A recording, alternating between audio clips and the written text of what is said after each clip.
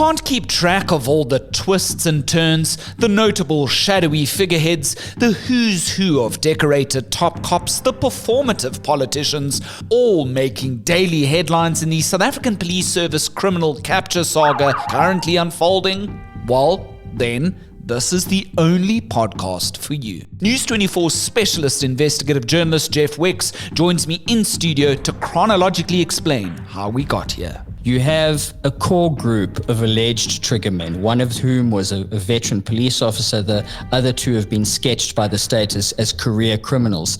Shooters, essentially, disposable hitmen. And they were the core group. And not only are they linked to one another as well as to Molefe and Cat, but the golden thread that ties everything together is one AK-47, which was seized from them directly on the day Swart was murdered. So get comfortable, get a snack, get a drink, join us as Jeff details the latest arrest of the alleged mastermind of a Gauteng death squad, Katiso KT Molefe. Later in the show, we stay with the SAPS saga and get the latest from the police minister on special leave.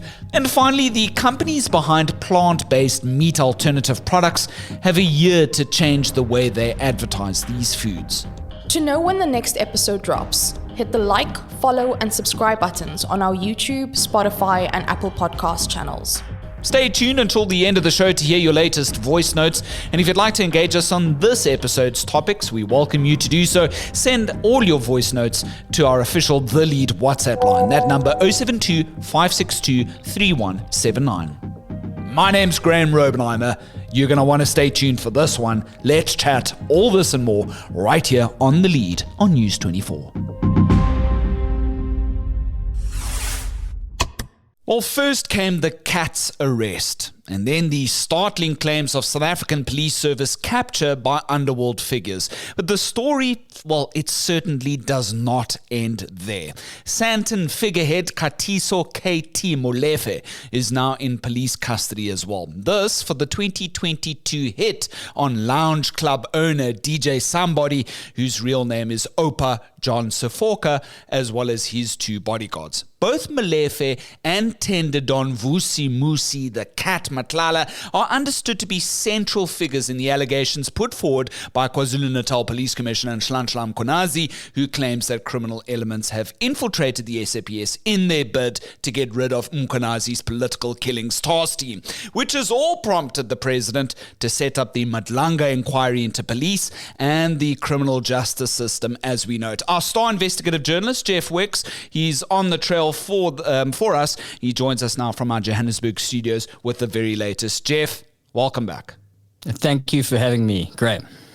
I thought it's going to be super critical to bring everybody up to speed as we sort of understand the story better along with you, Jeff, is to bring us up to speed with the context along the way, along our little chronological timeline that you've built expertly thus far. Let's begin in 2022, if that's okay, with the hit on DJ Somebody. Do we know the motive at the time, and who is this musician? So DJ Somebody was a very popular figure in the Amapiano and South African music scene. In the same breath, he was a businessman. He had nightclubs called Ayep Yep with branches in Pretoria and Johannesburg and Cape Town, which were arguably very successful. He was a very popular guy. On the way home from a gig in the early hours of the morning in Woodmead, he and his two protectors were ambushed. And I mean, if you look at pictures of his blue GTI, it was absolutely riddled with automatic gunfire. It's clear as day that it was a hit. And it's a case that sort of disappeared from our consciousness for a long time because, like many murders in the South African context, it went cold up until now. Yeah, 100%. I vaguely remember it, but I don't remember there being a whole lot of context at the time. The following year, in 2023, there was, of course, the now much publicized failed hit on the life of actress Teboho Tobojane as well, the former lover of the Cat, the Tender Don we've been speaking about throughout the last couple of weeks and months. She survives this, though, right? Yes, very similar method of operation. She was in a convoy traveling from one nightclub to another, this time in Bryanston, when a car drew up alongside theirs and peppered her car with bullets. She emerged from the incident unscathed, but a woman she was with was gravely wounded. AK-47 round pierced her midsection and thorax, and she was actually consigned to a wheelchair for a very long time. So in that matter, we've got, charges of conspiracy to commit murder, as well as attempted murder of 3 people. Again, that's Torbejane, her guest, and her driver. And then moving into the following year, 2024, this is a story that was pursued by you quite vigorously. 2024, we saw a Vereniging-based engineer, Arman Swart. He was understood to be killed in a case of mistaken identity. That's after the company he was working for blew the whistle on this dodgy Transnet deal, essentially where this tender was vastly sort of overblown in terms of its value. Mkunazis political killings task team, as I understand it, Jeff, helped investigate this matter as well, right? What happened in the wake of that investigation? Yeah, so I think the way we should look at all of these cases, and I appreciate that it's difficult to understand, but we have to see the murder of Arman Swart as the genesis. This is the very beginning. So that took place on the 17th of April last year. He was shot 23 times whilst waiting to enter the workplace gate of the factory he was assigned to in Vereniging.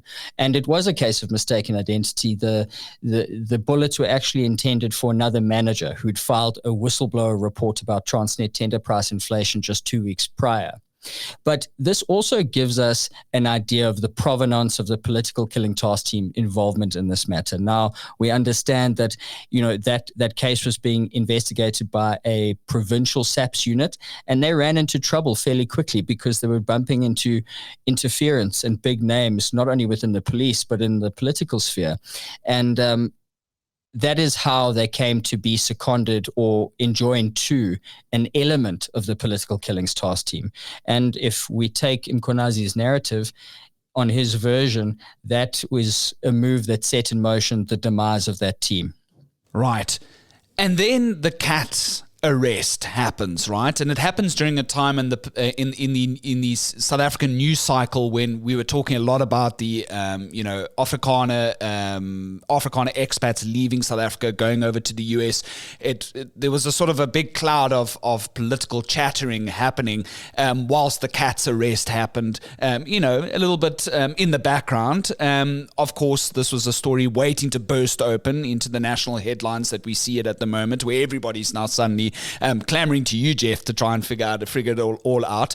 And here we start understanding that, in actual fact, the triggermen here throughout all these 3 instances are one and the same, right? That's how we have to see this picture, Graham. And when you do, it becomes easy to understand. You have a core group of alleged triggermen, one of whom was a veteran police officer. The other 2 have been sketched by the state as career criminals. Shooters, essentially, disposable hitmen. And they were the core group. And not only are they linked to one another as well as to Molefe and Cat, but the golden thread that ties everything together is one AK-47, which was seized from them directly on the day Swart was murdered. Now we know from our sources in the police and now officially from police spokespeople that weapon and those shooters have been connected to at least 10 high-profile assassinations. And I mean, what we have uncovered here arguably are the first shades of a death squad, guns for hire. And this is not uncommon practice in our landscape. We see it often, but for the first time, we're able to define this group, understand how they work, the hierarchy, the way money flowed, and all the machinations that goes into an alleged killing crew, which is fascinating. Right. And just before we go into the arrest of Katiso KT Molefe, just to bring our listeners up to speed, Jeff, where are these alleged triggermen at the moment? What charges are they facing in connection with which of these cases? And of course, the cat also remains behind bars, right? Yeah, so Cat Matlala is held without bail. He abandoned his bail application, so he's in situ in a maximum security section of the Kgosi Mampuru prison after he was found with a cell phone in his cell. The 3 alleged shooters, Tau, Mabusela, and Kekana, they were also held in custody. They abandoned their bail application in relation to the murder against Swart. And I mean, they face criminal charges across 3 separate either assassinations or botched assassinations. So charges of attempted murder, conspiracy, they abound. In some cases, they even face charges of money laundering for the way they moved funds to pay for these hits and to facilitate these attacks. So it really is giving us a a seldom seen window, which is fascinating and terrifying in equal measure. And one of them is a former police detective, right? This is Tao, right? Yes, that's Michael Puletau. He was a detective at the Johannesburg Central Police Station and a veteran policeman by all intents and purposes. And when you consider his role in this, he played a critical function. I mean, when you've got a cop who betrays the badge, they have access to profiling and intelligence tools and information that normal members of the public would never be able to get their hands on.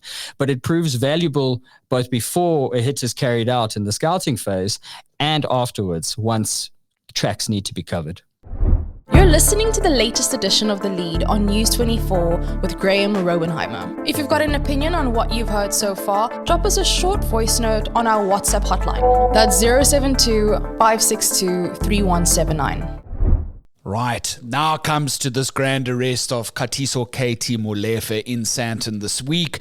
Jeff, what do we know about this particular figure? As I understand it from your reporting, he's essentially the father figure of this alleged death squad, as we're putting it. He's now in handcuffs, and in connection with which case here specifically? So he is the alleged mastermind of the assassination of DJ Somebody. That's why he was arrested yesterday. At the same time, he's accused of masterminding the murder of Swart a year hence. But yesterday he was arrested at his home. He'd been released on bail at the end of June. After bail had been denied in the magistrate's court, he took the matter to the High Court on appeal and was remitted on 100,000 rands bail. That's a process legally that is going to have to start afresh now with his new arrest. But he's something of a figure cloaked in mystery. I mean, we know that he has certain stakes in business. That was his connection to the Transnet tender, which we've been reporting about. But he also has something of a dark past. In the early 2000s, he was arrested in the UK with a couple thousand ecstasy tablets and a range of other narcotics, all while carrying a fake Lesotho passport. So, his connection to the underworld is now plain. And it also lends some credence to something that was unexplained by Mkunazis at the time, was the specter of drug cartels. Perhaps this is the entry point to the drug cartel's alleged infiltration of police and Senzo Nulu. And then I thought, I actually stopped to have a massive laugh at the reasons given by our former sushi king, now Johannesburg Transport MMC, Kenny Kunene. There is in the driveway as the police now come to the home to arrest Mr. Molefe. Yes, Kenny Kunene, what's he doing there? So, I mean, all we have to rely on at this point, I mean, the fact that he was there alone is damaging to his political image. You've got a public office bearer seen to be consorting with now the alleged mastermind of not one but two assassinations. But, we rely on him for his version, and I think we must take it at face value, Graham. It's completely innocent. He was there escorting a journalist. He is handing over his news organization to this new guard because he's too busy as a public office bearer, and through his connections he managed to set up an exclusive interview with Mr. Molefe. Curious though is that we still have been yet to see the breaking news story from his news organization, considering he and the journalist were at the scene of the arrest. But anyway, we wait with bated breath. Sure. All the while, and I thought, just to add a little bit of politics into it all, the DA threw this birthday party for Kenny Sagat, which is the Republic Road massive hole that's formed there in Randburg after it's been a year later, and the DA put on this, cake. Surely Kenny Kunene should be busy with fixing holes and not handing over news organizations to other journalists, although great for journalism, I think. Right? What do you think, Jeff? Well, I'm sure the MMC has his hands full. The takeaway from all of this, and I mean, Kunene's non-friendship on his version it lends itself to this, is the hallmark of the scandal and why it's gathered such traction is because of the damaging claims of the infiltration of organized crime and syndicates and drug cartels who then exercise sway over political actors. We've seen it with allegations against Senzo Nulu. As regards Kat Matlala, we know that former Police Minister Bheki Cele spent wonderful luxury evenings in Kat Matlala's penthouse. We're not sure if he ever paid a fee for that. And now we see Kenny Kunene, who by happenstance in Kismet was in the driveway when the police decided to encircle the home. And I like that the responses are always, I don't know him, we don't hang out, we're not in business together. Biggie Clele and Kenny said the same thing. I'm just saying. The listeners should read into that what they will. 100%. Okay, with all of this context in mind, and somebody might be wondering at this point, Jeff, like, how does KwaZulu-Natal Police Commissioner Mkunazis fit into all of this? He's essentially set the cat amongst the pigeon. He came out very publicly and he said, hey, Mr. Molefe and Mr. Matlala, these are two central figureheads in all of this, right? Yeah, well, essentially, he opened the door. And now we will very gladly walk through it with our continued coverage. How he positioned things was dramatic. And I think it had to be dramatic in a sense because, I mean, look at the results that it's achieved up until this point. Lots of people have criticized him for not adhering to protocol, and others hail him for it, saying if he'd followed procedure, where would he be now? Arguably in a very difficult position. You know, the brave aspect of what he had to say was really pulling back the curtain on the denusion of the SAPS in terms of, you know, moral and human capital, and also the fact that, you know, capture and the legacy of capture endures. It follows the archetype of what we saw during the Jacob Zuma epoch. History is repeating itself, and this, I think, is really setting the scene for this Judicial Commission of Inquiry, which, you know, hope is born out of crisis and opportunity is born out of crisis. I'm a cynical journalist, so it's very hard to get me hopeful. But, you know, for the first time, we actually have an opportunity to bring about meaningful reform and meaningful change as it regards our police service. Yeah, I, you know, if I may say, Jeff, over the last couple of conversations that we had, today I really sense a pep in your step. And I wonder if it was because you were busy with another project whilst on leave last week. You may have missed this. The Deputy National Police Commissioner, Shadrack Sabia, came out and he alleged that Mkunazis was now running his own parallel investigation into all of the claims that he essentially espoused here. What did you make of that? You know, I think, firstly, when you need to contrast the messages delivered by both Mkunazis and Sabia. On the one hand, you've got Mkunazis, who's cogent, measured, understands the subject matter, and is also very strident in the way he makes allegations. And then you've got Sabia, who firstly won't talk, then does talk, and then refuses to talk, and is a bit haphazard in the way he communicates things, you know, simply based on allegations and conjecture. Now he finds himself on leave. As amusing as that may be to me, the problem is that it speaks to an overall destabilization of the police, not only in the uppermost ranks there, but also in crime intelligence, because all of this mess is intertwined. And what we have is a situation where we've got some of the country's top policemen now out of their offices. We have people acting in those posts when there was already instability. What we cannot afford to see is a direct corollary with a spike in crime, because the police are too busy fighting one another instead of fighting criminals. What are we missing here, Jeff? What am I missing? Have we touched on everything? I think we covered, you know, these are cases which are very close to me. We've obviously been investigating both the murder of Swart and the tender windfall, repeated tender windfalls of Vusi Kat Matlala, and now his various brushes with the law. But, you know, the killing of Swart is such a wasteful endeavor. You know, he was a truly innocent character in all of this. He was complete collateral damage, and you know, his wife and two children are now left without a father. So, you know, he made a sacrifice which will contribute towards building democracy in this country, we hope. At least that's the way I feel in trying to kind of make sense of his death and hoping that it's not completely in vain. But I'm hopeful in some respects that as the Madlanga inquiry sort of goes on, also from a criminal justice perspective, a lot of these cases surely should be consolidated, right? Yeah, one would think that they would be centralized, but we are dealing with an investigation of a size that is not insignificant. You know, when you look at hits like this, they are complex crimes to begin with, often with many layers of proxies and intermediaries and masked payments and quid pro quos that we don't understand. So these investigations are complex.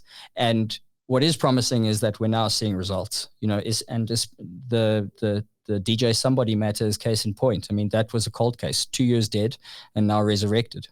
And who knows what else is going to come out the woodwork next. Police find Kenny Kunene at DJ Somebody's alleged murder mastermind's home during arrest is the latest article just put out a short while ago by our star investigative journalist Jeff Wicks in this rather intriguing saga as this web continues to expand and we continue to move with it and unravel all the intricacies of this really fascinating story. Jeff, thanks so much. I really do appreciate your time. Thanks for having me, G. Trending topic. To our trending topic now, and staying with the latest on the SAPS saga, Senzo Nulu, the police minister forced to take special leave in the wake of top cop Mkunazis' claims, has now given Parliament his formal response to these in the meantime. Mkunazis alleged that Mkulu's connected to a questionable contact known as Brown Mahotsi, an associate, a link to the criminal underworld and political interference in the SAPS as we know it. Mkunu's also accused of previously lying to Parliament about this relationship, claiming he didn't know Mahotsi, and it's a serious breach if it's found to be true. So Parliament's Registrar for Ethics and Integrity sent Mkunu a letter demanding his side of the story, because in a recent public statement, Mkunu went as far as calling Mahotsi a quote-unquote comrade. Mkunu's confirmed sending his response in, with News 24's Amanda Khoza reporting that the minister indicated at an ANC Mandela Day event in KwaZulu-Natal that he's looking forward to clearing his name. He says, quote, "Let's wait for the commission, but from where I stand, I am innocent of these allegations and I deny them very strongly." End quote. Professor Feroz Kachalia, soon to be formerly of Wits University, will become acting police minister from 1 August. That's all through the upcoming Madlanga inquiry proceedings until recommendations are finally made to the president. And who knows when that might be. Buying a car? Let driving with J9 steer you right. The reason why I wanted you in today is because I want to talk about car sales. You were in that space for a few years as Correct. a salesman. News 24's motoring podcast, hosted by Janine van der Post, delivers sharp car advice, expert test drives. Nowadays, when somebody, for the most part, when somebody walks into a dealership, they know sometimes more about the car than the salesperson does because of the access to information. Yeah. The latest trends and motorsport interviews, all in one smooth ride. But I mean, these are basic questions that people really need to know. And I think at the end of the day, you just really need to do your homework. Catch Driving with J9 on News 24 or wherever you get your podcasts.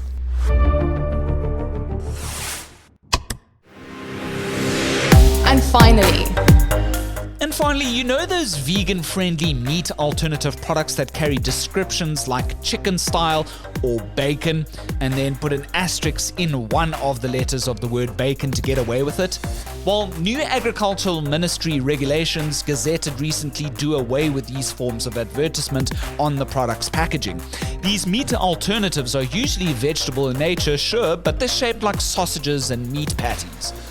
Well, if they're not bacon, they're not, says Minister John Steenhuisen, because in 2023, the Food Safety Agency threatened to pull such products from supermarket shelves for misleading consumers with the titling. The Consumer Goods Council, though, blocked this move at the time on the basis that no legal rules had yet been brought. But these new Steenhuisen guidelines are set to come into effect 12 months from now.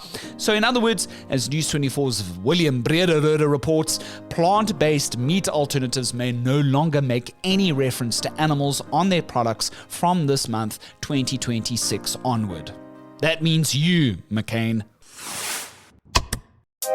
From vegan food product shakeups to Minister Mkunu pleading innocence. Blink and you'll miss it on News 24. But don't stress, the lead is here to catch you all up. Let's have a listen to your voice notes. It's my favorite part of the show. We got one or two in response to our last edition entitled Josie's Construction Cartel with alleged links to senior ANC councillor. Here's Sitombiso Zungu, who's currently the ANC's chief whip in the Johannesburg City Council, has denied claims that he's been meddling in and stalling key public infrastructure development projects in Gauteng, all the while extorting payments before work can even start. And this is what you had to say. Afternoon, I'm sending a VN on this construction cartel issue that is going on. I don't have a question. I would say it's a thought, because there is a lot that is going on in this country and it's been happening for years. So this is not new. Good morning. I'd like to remain anonymous, but the post that was the interview that we received yesterday on our civic group about Councillor Chief Whip Zungu. I wish that reporter could investigate a lot more on why Zakaria has no water. I wish he could just investigate a bit more as to why Zakaria Park has no water, but we pay rates and taxes. But surrounding areas like Pumla, Mkashi, Flakfontein, they have water. But apparently we have a reservoir that Zungu was also part of. There's a lot that's happening. If you check the building plan of Zakaria Park, we're supposed to have a library, a swimming pool. We don't even have a clinic in our area. Even right now, I have no business sending this voice note because, when you go against Zungu,